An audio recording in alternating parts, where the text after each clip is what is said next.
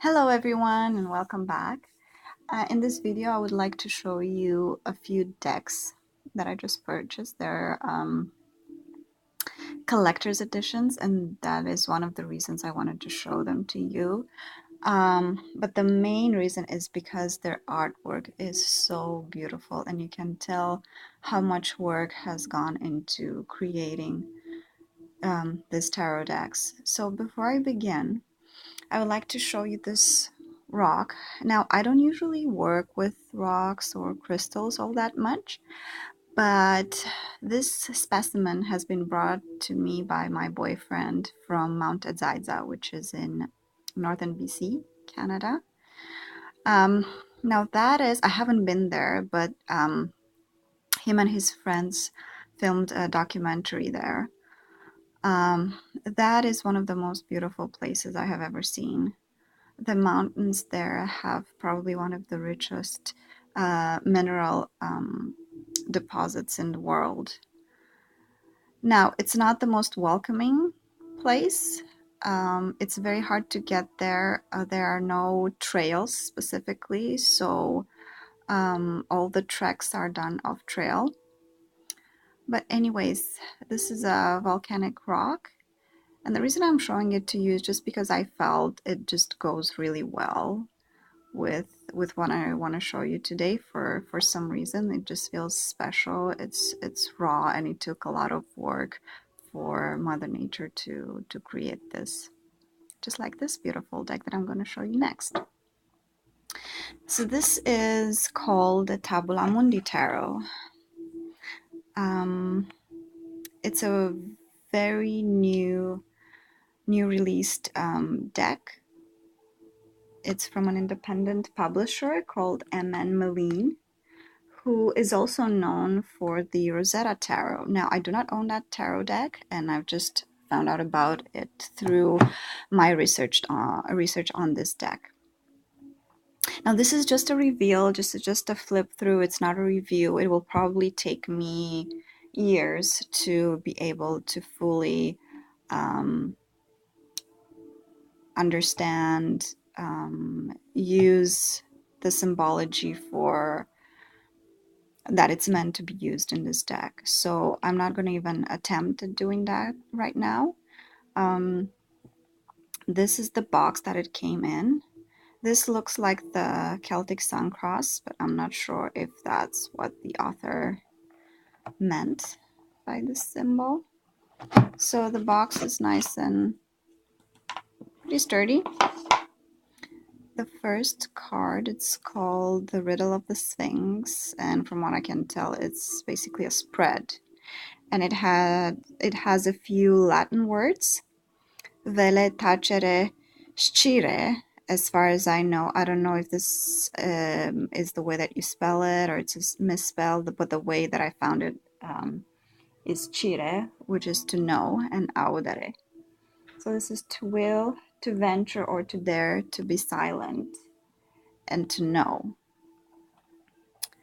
And it has, so these are the four elements or the four beasts, the four corners of the world, however you want to interpret it, and this being the fifth element, the fifth card, which is drawn from the bottom of the deck.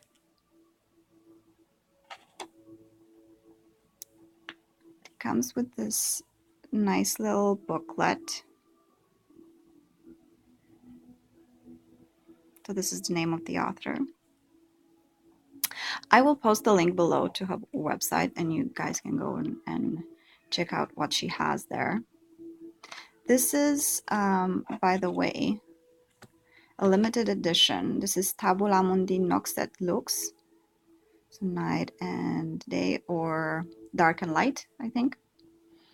So it's deck, let me see, 229, I think. And this is the deck. Now, this quote says, "It has always been said that initiation occurs by and in itself. One cannot explain the life of things. One can only merge oneself with it and thus feel it. In every epoch, therefore, the goal of all initiatory institutions was to give whoever asked for it the means of self-initiation. Among those called in this way were sometimes found those who were chosen. I think this is a very appropriate quote.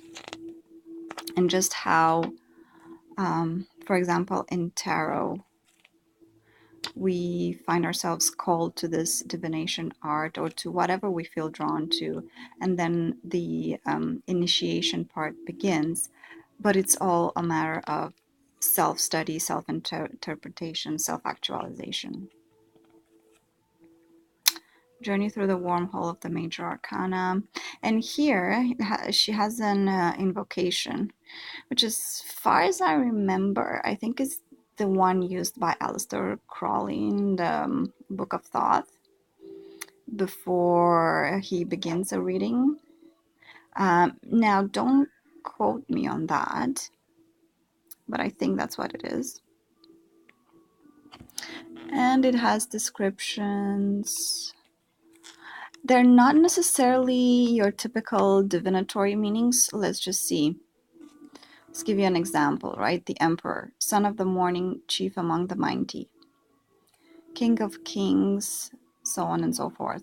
The emperor seeks to order what the empress creates. Nature creates the honeybee, man seeks to hive it and tame it with sacred fire.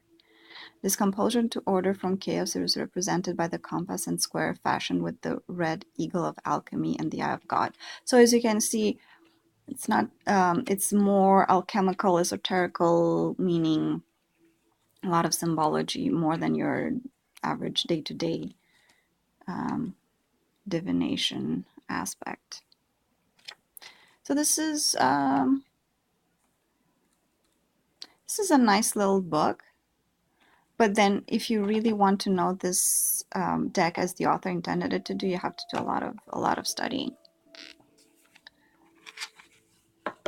This is just a little silk band that keeps the cards very nice in place. Now I will take the book and box away. So they're black and white. So I think I forgot to mention that.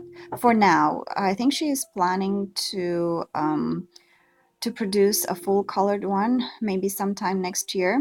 So if you're interested, follow her on her website and subscribe to her newsletter. To be honest, I forgot how much I paid for this, but if you follow the link, you'll find it. So in terms of size, this is my hand. You can see it probably. They're pretty big. I don't have a problem shuffling them, and the cardstock is pretty nice. So they're not in order because I did use them a couple of times. I did shuffle them because I wanted to feel how it shuffles. So this is the Emperor, and you can see the beehive and some of the elements that the author was talking about in her description. So it has the astrological attributions, the Aries horns, the beehive. You see this is almost like rulers, which, if you take it literally, right, it means the ruler, and also structure and order. As you can see, many symbolism. This is the back.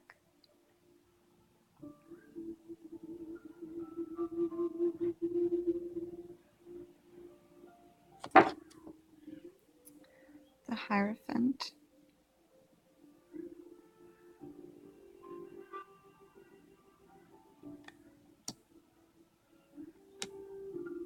The Lovers.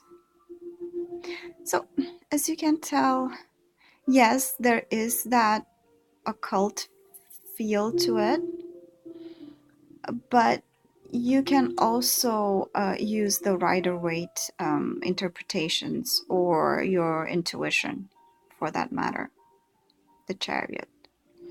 And the author even says on her website that the deck remains true to the occult tradition of tarot structure, while incorporating modern reinterpretations of the archetypes. So although it is thought-based in structure, the artwork is completely unique.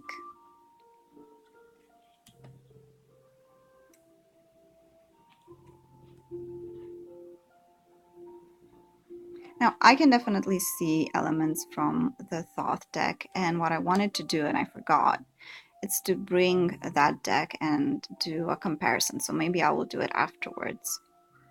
But you can definitely see the Princess of Wands, just like the Thoth deck. Now, again, I think I mentioned it has a very nice cardstock. It has a very nice feel to it. And it has some, I don't know if you can see it. It's kind of like embossing, but not really. You can see here there's a, like, at first I thought there's a defect, like there's a flaw in the cardstock, but no, there's just a pattern that runs along that's very subtle, but it gives it a very elegant finish.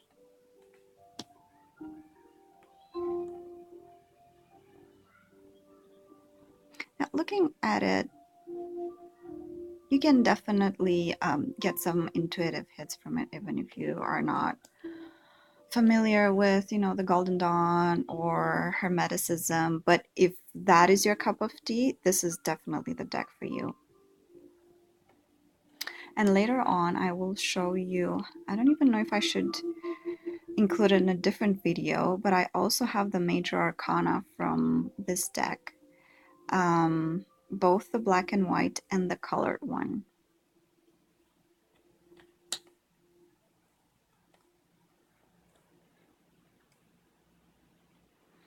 Even if you don't have a particular affinity to this style of deck, I would urge you to go and check out her work, because she definitely needs more attention. Her artwork is just beautiful, and you can tell how much thought it went into it, and not just artistically, but the knowledge behind this type of creation is just immense.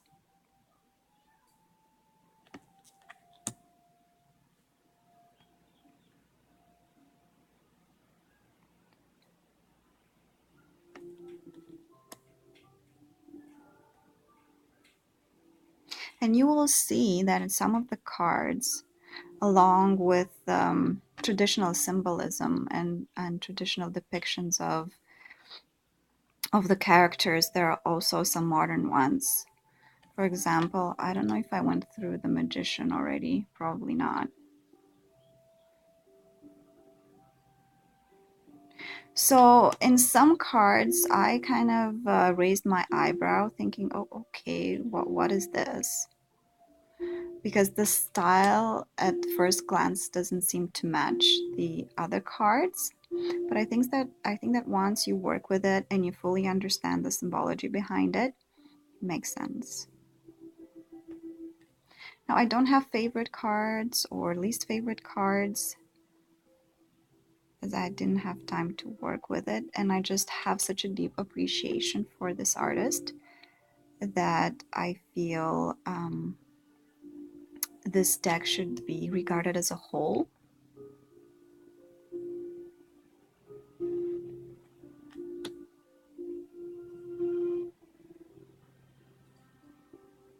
Look at this.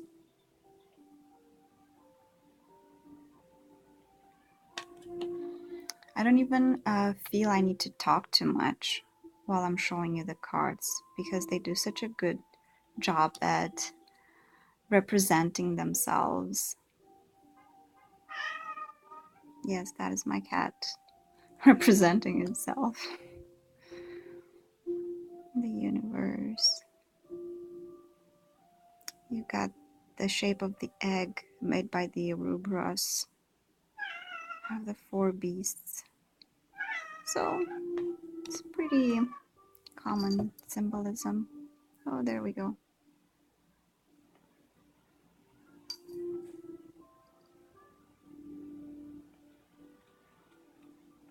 See, even Theo's interested in this beautiful artwork.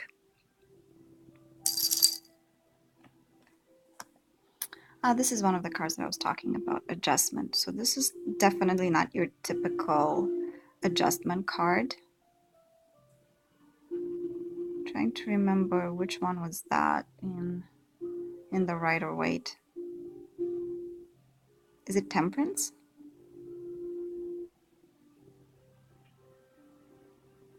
No, that was Art. So this is Judgment, I think. Sorry. Yeah.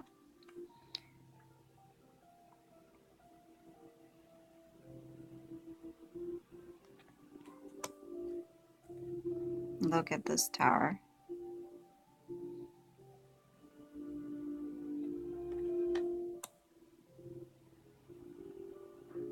So I think I'm going to stop here so that I will have time to show you the other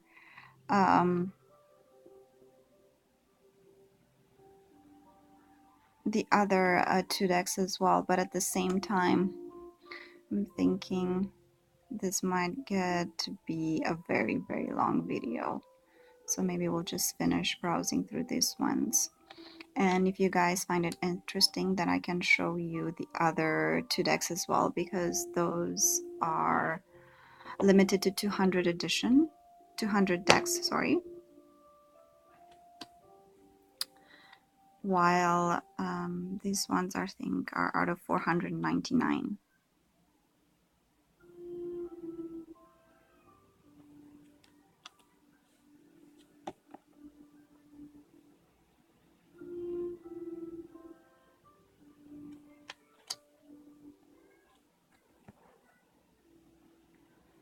Yeah, so you guys let me know what you think of this deck. If you would like to invest time and money into studying it. If you have similar decks, what's your experience with them? And if you would like to see the other two.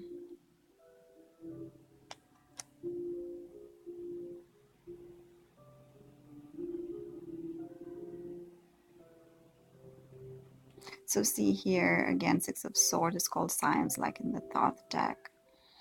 So this is definitely not Rider-Waite based. I'm sorry if I'm stating the obvious. And this is the wormhole that she was talking about. This is the start of the journey through the major arcana and our existence.